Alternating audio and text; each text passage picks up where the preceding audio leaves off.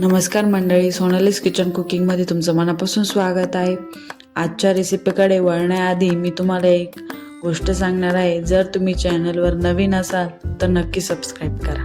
चला तर मग रेसिपीकडे वळूया आणि रेसिपी कशी वाटली ती मला नक्की सांगा कमेंट करून।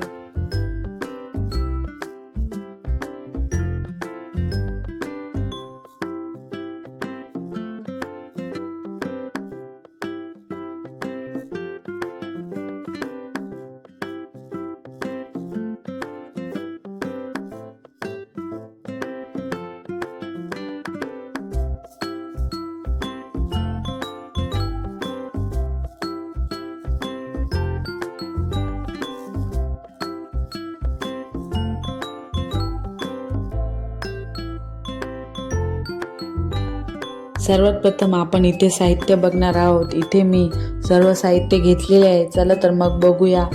सर्वात प्रथम मी इथे शेंगदाणे घेतले, 2 चमचे तूप, 2 चमचे पाणी आणि 1 वाटी तीळ आणि अर्धी वाटी गूळ, हे सर्व साहित्य घेतलेले आहे। चला तर मग कृतीकडे वळूया। सर्वात प्रथम मी इथे फ्राईंग पॅन घेतलेला आहे, त्यामध्ये आपण शेंगदाणे भाजून घेऊया खरपूस।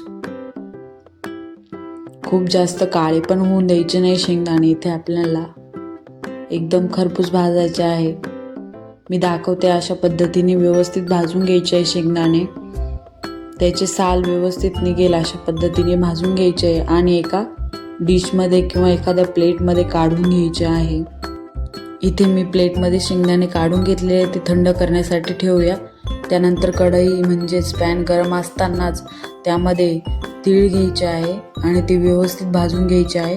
पॅन गरम असल्यामुळे गॅस कमीच ठेवायचा आहे, त्यामुळे तीळ जळण्याची पण शक्यता असते। मंद गॅसवर व्यवस्थित ते वरती उडेपर्यंत, म्हणजेच तीळ भाजल्यानंतर असे वरती उडतात पॅनमधून, तोपर्यंत भाजून घ्यायचे आणि खरपूस पण वास येतो तोपर्यंत व्यवस्थित तीळ भाजून घ्यायचे आहे। इथे गावरान तीळ वापरायचे आहे, त्यामुळे एकदम छान टेस्ट येते। तीळ व्यवस्थित भाजून झाले आहे, त्यानंतर पॅनमध्ये आपण गूळ वितळवणार आहोत, म्हणजेच गुळाचं पाणी करणार आहोत। त्यानंतर घेत आहे